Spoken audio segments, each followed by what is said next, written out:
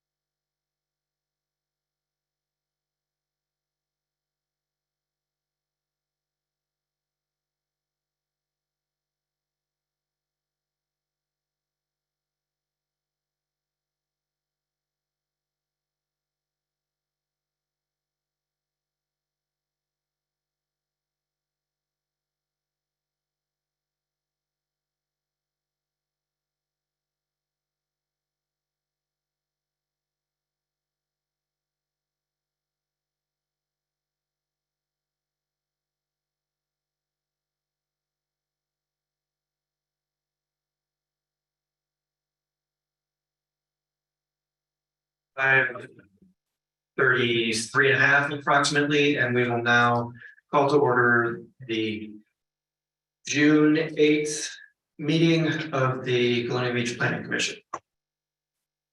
Okay, first item on the agenda is the roll call. The only person we have totally not in attendance is Chairman Howell, and then Chairman, newly appointed Chairman Hutchins is with us virtually. Everyone else is here. Pat is here, Vicky's here, I'm here, Bob's here, and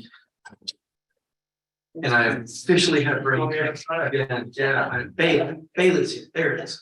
I tell you, man, one of these days I'm actually going to remember that in time to say it without having to think about it.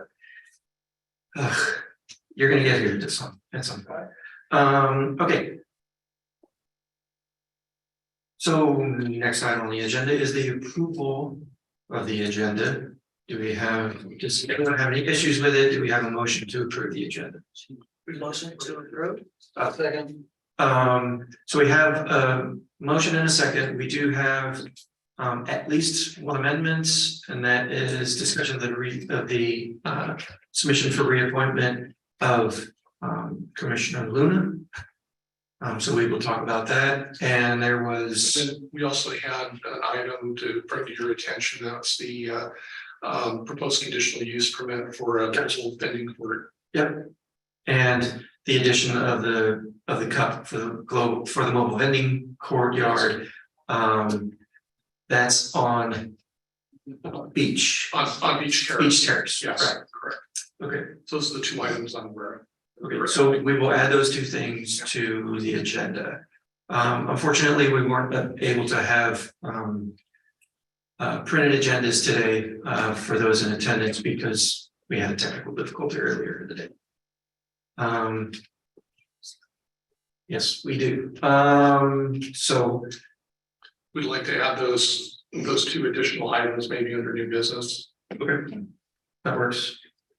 So since you've made the motion, are you Yes, open to a friendly amendment? absolutely. I will adopt that. Okay. So we have and your second still stands with the Yes. friendly amendment? Yes. Okay. We'll just do Voice vote. yeah, voice vote. All in favor? Aye. Aye. Aye, and Mr. Hutchins?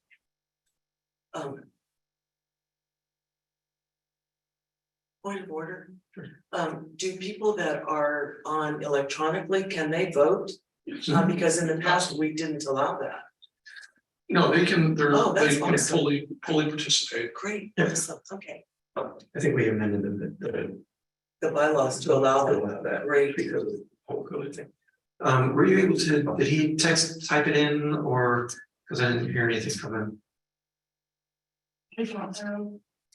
Mr. Hutchins, can you hear us? Can you say something?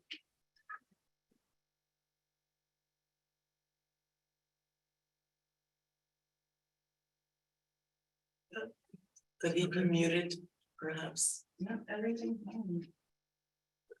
He might be muted on his end. Either way, we have a consensus. Yeah, we have a quorum. Okay, so we will move on to the next item, and if we hear from him, we could just add his his decision to that. Next item on the agenda is public comment on non-public hearing related planning commission matters. Did we have anything emailed in? No, We did not. Would anyone like to say anything? No, they would not. Okay. Then we will close the public comment Chair, section. Yes. I'm sorry, Chairman. I think we skipped over the approval of the minutes. Yes, oh, yeah, we did. Yeah, thank you very much. See, that's why on my handwriting. Okay, yes, so to backtrack one item, we have the approval of the minutes from January. I have a comment. Go for it. It's just a typo, I'm pretty sure, but on the fourth page, where it says amendments to zoning ordinance, Article 12 signs has been recommended to town council by vote 401. I think that means 4-1. I Gotcha. think the one is for abstentions, at least it was earlier in the minutes. Yep. So it should be 4-1 and not 401. And then I didn't, is that? For 401 is that last digit is a recognized absence. There should, I believe it's an absence. What it was before. Oh, 4 4 to 0 and then one Well, absence. okay. We can but- go back and look But at there, it. this was the nay. In this case, if you look right above it, it says, Then it should be 4-1. If there was an A. right, okay. And then at the end of that sentence, there's a 1:20, and I have no idea what that is there for. I assume it's just an accident, but if it isn't, then I'd like to know what it means. Okay, I'll have to look at that. I don't have it on my screen right now.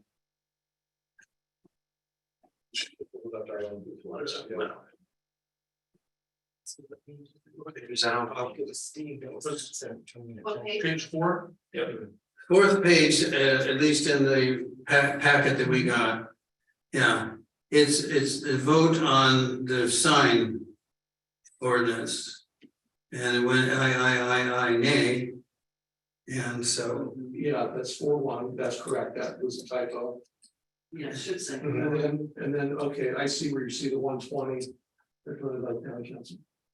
Yeah, that's just, I think that's just a typo. It should just be, the 120 should be stricken. that's what I thought. Yep. Okay. Gotcha. Thank you, Bob.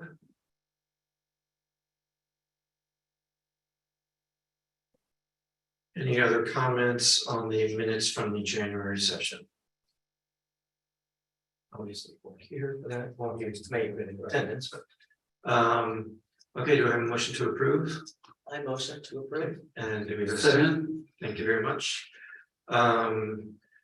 We'll go ahead and do a roll call vote. I'm gonna start over here. Mr. Thompson? I. Okay. Aye. Aye. I. Again, people that weren't here for the January meeting. Mm. I don't know how comfortable we feel about voting on this. As long as we have a quorum Uh-huh. for it, I think we're fine. We can always abstain if you don't feel comfortable with it, but we have enough people to be able to. Okay. Thank you very much for bearing with me and the backtrack to be able to take care of that. And just for the record, the vote was with the amendments to strike out to correct the 401 to And then- 4-1 and then and to eliminate 1:20 correct minutes. Okay, next item on the agenda is old business. It's item number 6, the zoning text amendment 23-03 zoning map rezoning and text amendment article 19 revisions. So where is, if you could read us in and where we are on that now. Sure. So after the last planning commission meeting, staff referred the draft to the town attorney for review. The town attorney had several comments on it, some of which had to do with the list of submittal requirements and reports and so forth that was needed. We actually had myself and Sodom actually had a conference call with them this morning to work through some of these issues. Nothing can't be resolved. It just takes a little bit more time to get it to where we need it to be and bring it back to the commission. My intent is to bring it back to you in July, if all goes well. Then we'll continue with it, but the intent is to try to strengthen the ordinance a little bit, add some additional clarity, update accordingly based on changes in state code, and so we have a strong ordinance. I remember that we discussed the submittal requirement, and then we had talked about, I think, 5 copies of the plat being submitted. Is that what the attorney is looking at? Well, this is for Article 19 deals with rezonings, text amendments, conditional use. And so that's the fundamental purpose of it. The number of plans to be submitted potentially is up to 12, which is consistent with what we did for the update we did for our subdivision ordinance. So that there's consistency between the two. Will we need another public hearing? We haven't done a public hearing on this yet. Okay, We're just, the process that I think we've tacitly started was to bring the commission our staff's draft of the proposed changes, give the commission opportunity to comment with any additional changes that it wants or modifications. And then when you all were fairly comfortable with it, to send it to the town attorney to get their advice and counsel, bring that back to the commission for a final look at it. And if you're still comfortable with it, then authorize public hearing to be set. Conduct the public hearing in a subsequent meeting, make a recommendation to the town council, and then bring it to the town council for review. And I was just gonna add that I misspoke when we were talking about what else was in that article. It's actually conditional zoning. There was a separate article in the ordinance for conditional use permits. So this article deals with rezonings, Text amendments. zoning ordinance text amendments, and conditional zoning. In other words, when someone offers conditions with their zoning. is a text amendment to a zoning ordinance a rezoning? No, ma'am, that is, that's an amendment to the zoning ordinance. Some people refer to a zoning map amendment, and that is the same thing as a rezoning. What we're doing in this process is actually text amendment.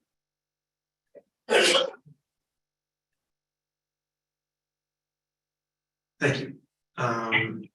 Any further questions on that? It sounds like Mr. Hutchins may be occasionally breaking through on volume.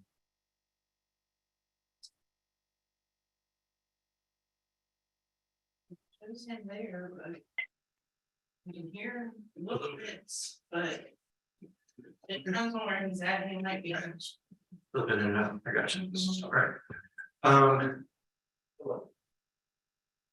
So the next item, so again, any further questions or comments? Okay. So next item on the agenda is new business. And what we have under that is the zoning text amendment 2304 short-term rental ordinance update and discussion. So where we stand with that currently as a member of the committee for short-term rental or STR ordinance. We had our last meeting a couple weeks ago, and everybody for the committee was in attendance. There were also some members of the public. We discussed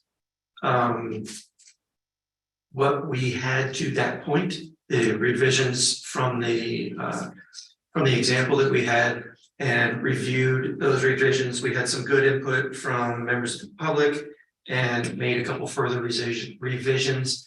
There's considerable concern about parking, so we made sure that that was covered appropriately. It was covered appropriately in that. And but we also felt that there were enough revisions that we made in that meeting that it wasn't ready for full planning commission review yet. So we have another meeting next Thursday of the committee, at which point we will review the ordinance in its current state. And if there are no changes, or if the changes to that are minimal, then we'll bring it forward to the planning commission for their review, for your review and comment, change, etc. So, and then from there, we can schedule a public hearing and move forward. Yes. And Chairman, just for the public's edification, that next meeting is on next Thursday. Yes. That's the June 15th at 4:30 at 100 Hawthorne Street. Next spaces. Good, thank you.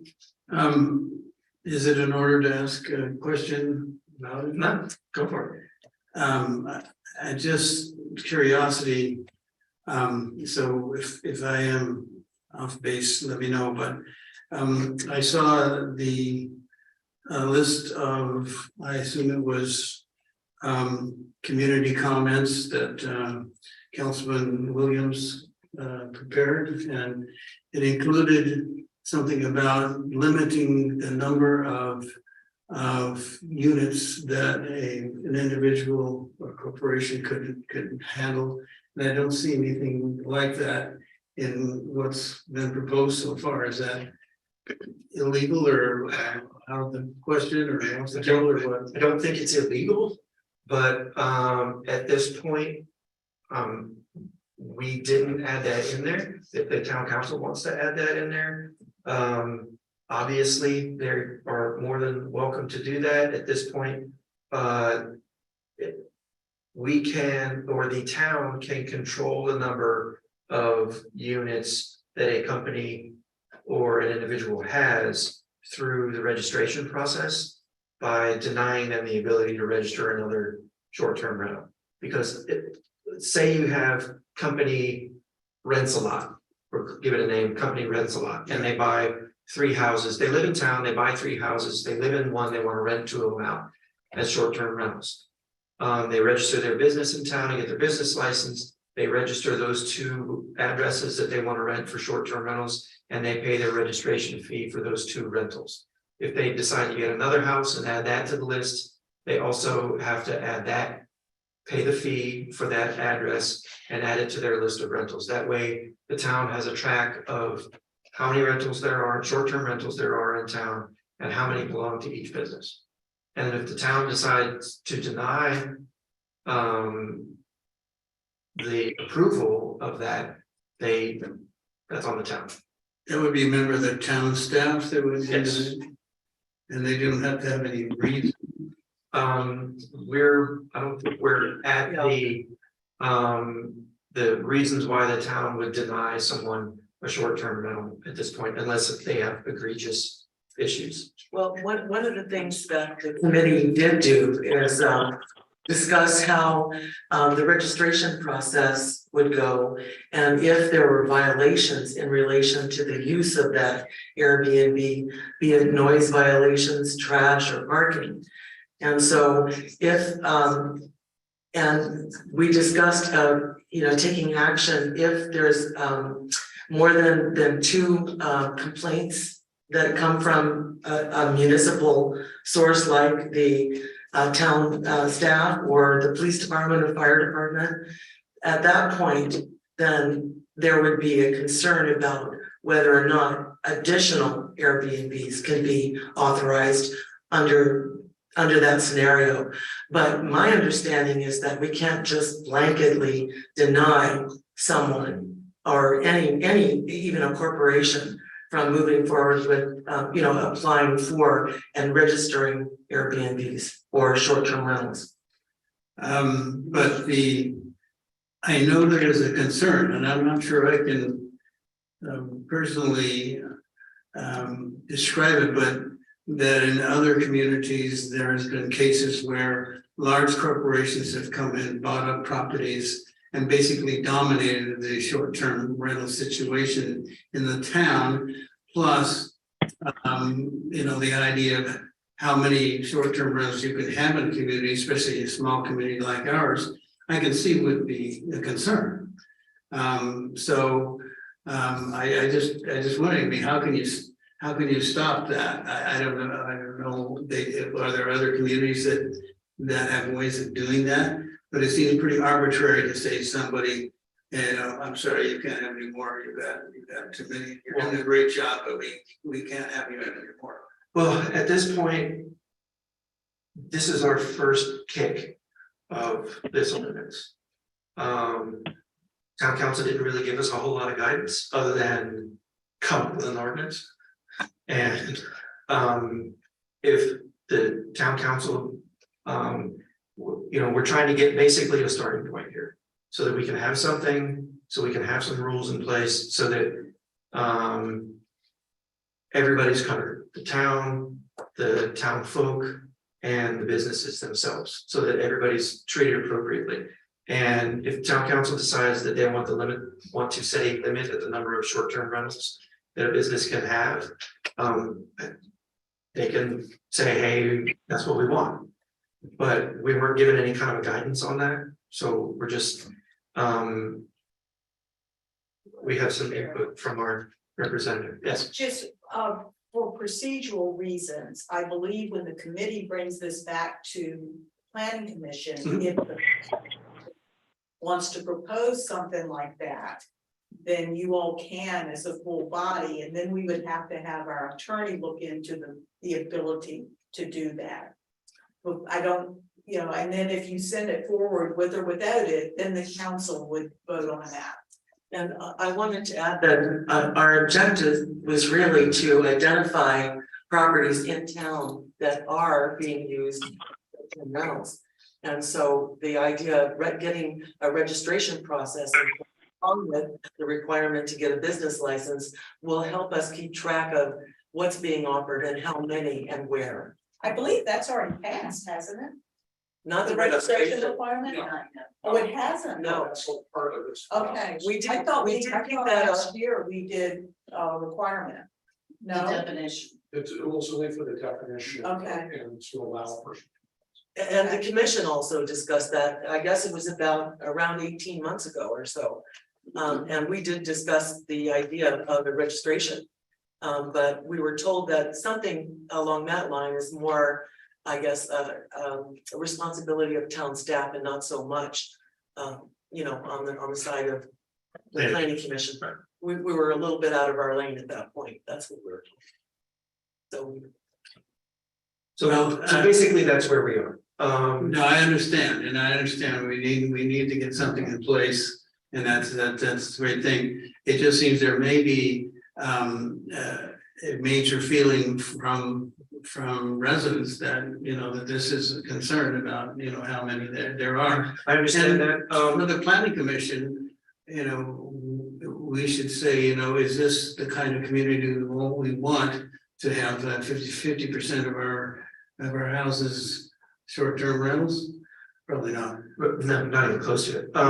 But I mean, not anywhere close to it. You know, I think we are getting close to it, where a majority of the housing stock is going to be, you know, a rental and, you know, so. I mean, the available housing stuff, Well- not the existing housing stuff. Available housing stock. Okay. Yeah, and so there is a concern that, you know, we've reached a point where there's not long-term rentals available. So that could be something that we want to look at in the future.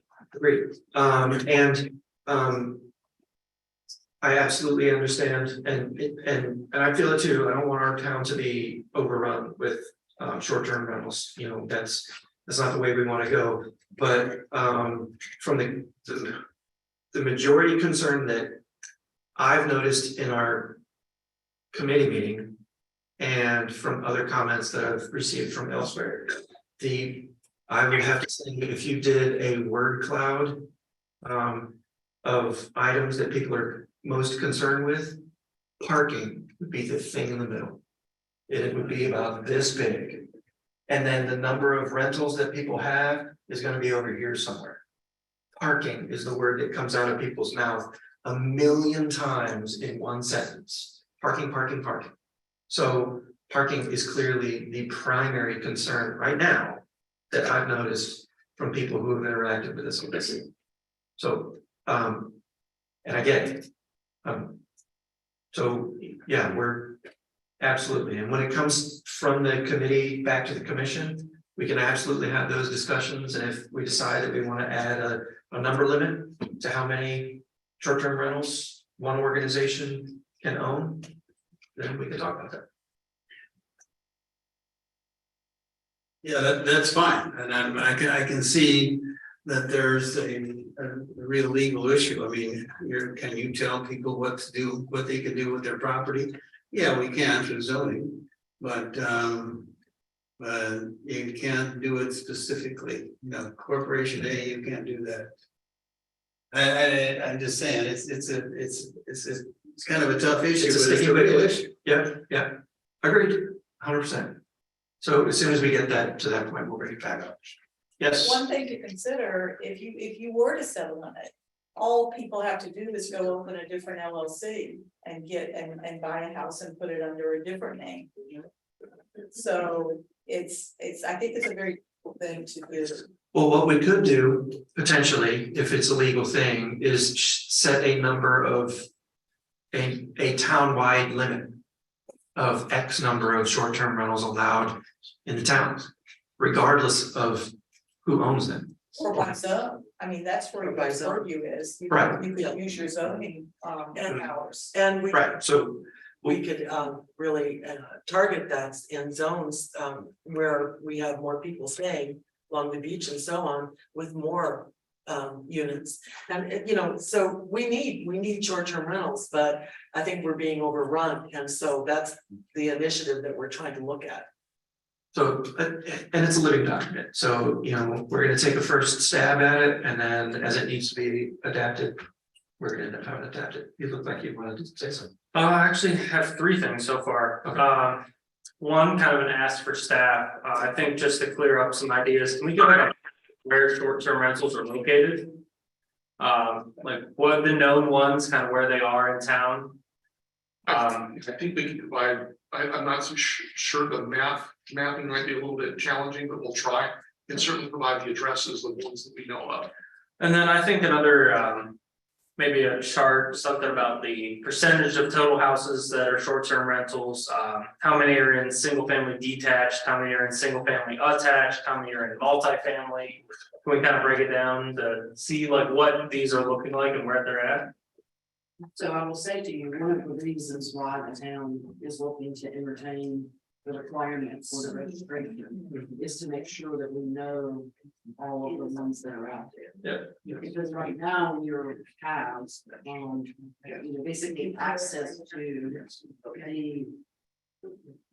I think it's the RDO, that it has a listing. I think Airbnb does too. I'm not sure. Airbnb. So we have access to those lists as of very recently.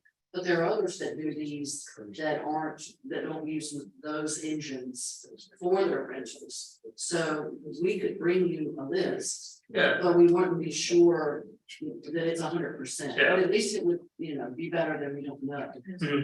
We probably could relate that back to, you know, what the tax records say as far as it being single family or, you know. I think that's gonna take some effort though. It will. I mean, there's some considerable One of the time things that would be that required in order to do that. One of the, in answer to your question, in preparation for a meeting that's coming up and in very informal meeting with the Department of Housing and Community Development here in town.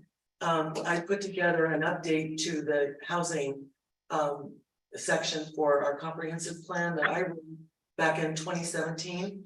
And I did a one-page update that does talk specifically about the numbers of detached rental and occupied, owner occupied units. And I can definitely forward that to you. And I wanted it as a discussion piece for us to begin to look at the issue of what is our current housing stock and how is it being used primarily. So I'll be glad to send that, and I would love Darla and the town staff's input on that. I did send it out. Okay, great, thank you. Thank you. Chairman, I could just to revisit with the comment that Commissioner Thompson made. we can certainly look at our business licenses and business licenses are required already for short-term rentals in the town. That's a given, that's already in place. Some people actually get them, others don't, but we try to encourage everybody to get a business license. So that's what they're supposed to do. Now, we'll take that business license documentation that we have to certainly be able to identify the addresses. But to break that down into different types of units and where they're at and numbers, I think that is probably too excessive for the resources that we have this time. But we'll do our best to provide relevant information that we think that you all might want to know. Yeah, I think just in total, something that might really help educate the public is, like, are we looking at 3 out of 10 houses on the street are being used for short-term rentals? Or are we talking 3 out of 100 houses on the street are being used for short-term rentals? It's really a hard issue to really grapple with, because one thing, the census counts vacant units or units that are occupied seasonally and units that are occupied as short-term rentals as vacant property. And so, and they in their definition section, they say that they do that because people that are occupying those units have permanent lodging elsewhere. And so they're not double counted. So if we're looking at vacancies, it looks like the census is reporting huge numbers of vacancies that are simply not vacant. And it's misleading. Yeah, it's misleading. So that's why the issue is so tough to look at. As well as the fact that, as I mentioned just a few seconds ago, that not everybody's registering. Right, so we don't really know necessarily where they're all at. Some folks, as I understand from finance, register 1 year and then for whatever reason, or excuse me, I say that, get a business license for the short-term rental 1 year, and then they don't re-register it or renew the business license. And so we don't know, sometimes they still may be in operation, but you have to go out and try to do the internet research to see if they're offering something. This is just sort of it's a problem. So it's trying to get it's a greasy pig to try to get your arms around. I guess my second one was, has there been like considerations of the number of days a unit could be rented out per year? So. Kind of, yes, there has. Obviously, short-term rental, the state requirement is it's rented out at less than 30 days at a time. So anything that's done less than 30 days at a time. I don't think we set anything towards an upper limit of how long it can be rented, because if you have a successful short-term rental in this town, you can, it's gonna vary across that line significantly. During certain portions of the season, you're probably gonna have every weekend, sometimes the whole week, people in and out during the week. And then in the off season or over the winter, many of our short-term rental folk will rent to people on Dahlgren that are here for schools. And they'll be here for anywhere from 3 to 6 months in the same place. So technically it doesn't fall under the short-term rental line. So these properties, many of them have a tendency to flip back and forth across that line. And I think because so many of our people have a tendency to do that is one of the reasons why we didn't really look at putting a number on that. Yeah, I definitely get that. We're in a unique little spot. Final question is, have we looked at kind of the difference between like homestay, like somebody lives in the house and they rent out a couple rooms versus like you rent your entire house, the owner's not occupying it? Well, technically, according to the state, whether it's a room or it's a whole building, if it's a rental for less than 30 days, it's a short-term rental. So the only place where that becomes a difference is as we categorize these things and register these things. If it's a room, obviously, you're not taking the potential for a long-term rental property off the table because you're living in it full time and you're just renting a piece of the property. I think where we run into the difference is when it's the whole building. So, again, I think our biggest thing with this first run at this is getting them registered, getting all the addresses registered and what type they are, and setting down ground rules for how they need to operate. And basic operation, in order to be the friendly neighbor concept of a business. So that way the town has some recourse. If the business is operating outside of these bounds, people can complain about it. If there's too many complaints, they can be denied their business license and have to stop operations. Yeah, and I probably want to finish up here with definitely saying thank you to the subcommittee, all you guys that are going through all this, and very excited to see what comes up. Thank you. I'm very proud of what the folks have done, and the effort to really look at the things and put in really good input and adapt to not only what they want, what other folks have wanted, but new information that's coming from the public as well. So, And the meetings are run so efficiently, I have to say, they really are. That's good. like a timer. It's because I'm a timer. That's right. I'm a timer.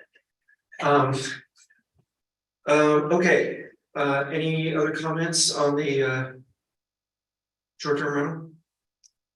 No, okay, so again, the next meeting is this next Thursday, and after that, depending on how that goes, we'll, if there's not significant revision to it from where it sits, we'll bounce that back to the planning commission, which will be for the July meeting. And that will be the initial look. We won't be setting it up for a public hearing yet. Right, okay. So the next item that was added to the agenda was Miss Luna. Has said she would like to continue her membership in the planning. And after having reviewed the process, basically all it takes is us submitting your name to the town Okay, for reappointment. great. So unless someone has a significant issue, we'll be submitting Ms. Luna. Well, can we just add her to the? Can you address maybe the process that is for that you prefer in terms of reappointment process? Yeah, just a recommendation. She wants to submit an updated application, that would be great too. I can do that, you know, And that's the planning commission's recommendation, same process we did with Mr. Christensen.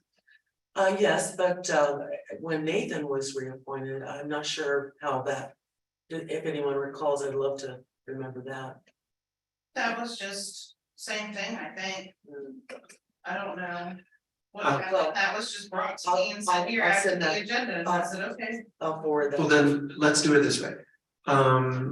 Do we have a motion to submit Commissioner Luna to the town council for reappointment? I'll make the motion. Do we have a second?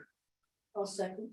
Okay, and I'm all in favor? I, Any opposed? Oh, and we got, all right, awesome, Mr. Hutchins, thank you, we are in, awesome. Okay, so for the folks in attendance, it was unanimous, so we'll thank you. resubmit you. And then the next item on the agenda was the one you spoke about twice. That happened was update to The copy. CUP. Yes. Darla. Yes, Mr. Chairman, members of the commission, we have been working since the fall, since earlier this spring with the property owner at 20 Beach Terrace. And they are proposing to operate a mobile vending courtyard on the property. Working with them to get the application into a position that it was ready to bring forward. And there's one item that the surveyor is going to add to their plan. That the surveyor is going to be at the property tomorrow. And given this being a seasonal type of use, we were trying to get them on the agenda for public hearing as soon as possible. So we would like to, with the engineered site plan that we have so far, knowing that this other piece is gonna be added to it, then we would like to go ahead and get your okay to schedule this for a public hearing for your July meeting. So, in reference to that. Understand that we're waiting on a piece of information. You said survey that. They're gonna be there tomorrow, and what to do what they need to do and add that information to the paperwork. Is everything else in order for this application? Is there, all the i's are crossed and t's are dotted, et cetera? We have out everything else that we need to proceed with the application. Okay. We do, and the information that we can go ahead and begin to prepare the public notice and everything. The Mhm. piece that the surveyors added wouldn't affect the public notice, Okay. so, but they are intending to get that to us by the 14th. So that'll still give us time to get the notice in the paper Before the next meeting. before your next meeting. And you know, this commission, the way I've seen, in my time here, is that an application is brought before you normally in your hand, and then you schedule a public hearing. Yes. There are other commissions that I'm aware of that don't have that initial review before the public hearing is scheduled. In this case, we would think it would be appropriate to get you to go ahead and schedule the public hearing for July.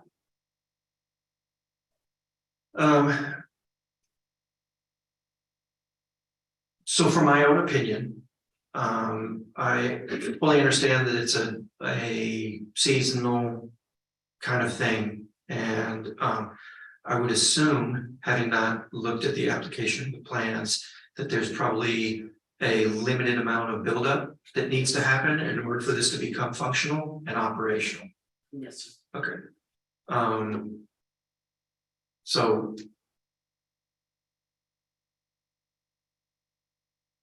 I personally would not have a problem with that. However, I don't know the opinion of the others on the. I definitely think we should move forward with the public hearing, especially if everything's ready and you're waiting for something from the surveyor, then. I think to accelerate the process is the best thing we can do. And understanding that the rest of the paperwork seems to be in order is helpful for me as well. We'll do this in the standard process as I understand it. We'll do a motion in a second and have any further discussion if there is any, and then we'll take a vote. Yes, sir. Okay, Thank you. so do we have a motion to schedule the public hearing for the mobile vending courtyard My motion, At 20 Beach Terrace. at 20 Beach Terrace? That one specifically because I know there's been discussion of another. Do we have a second? Second. Okay, is there any further discussion of whether or not we would like to go ahead and schedule the public hearing for the mobile vending courtyard at 20 Beach Terrace? Seeing none, Mr. Hutchin? No, nothing. Okay, seeing and hearing none, we'll go ahead and take a roll call vote. I think I'm an aye. Okay, aye. aye, Aye. Aye. and Mr. Hutchins. Aye. Okay, all in Aye. favor? Thank you very much. If you guys could go ahead and schedule that and then. And the sooner you can get us any information that we can review prior to the meeting, the better. We're all educated for it. Yes, sir. Thank you very much. And there'll of course be a full staff report to go with that. Yes. With that application. Okay, well, that is everything that we had and added to our agenda. So unless someone has anything last minute that they feel we need to discuss, Move adjourned. we have a second, Second, all in favor? aye. Probably, and aye. Thank you very much. Probably the shortest meeting I think we've ever had.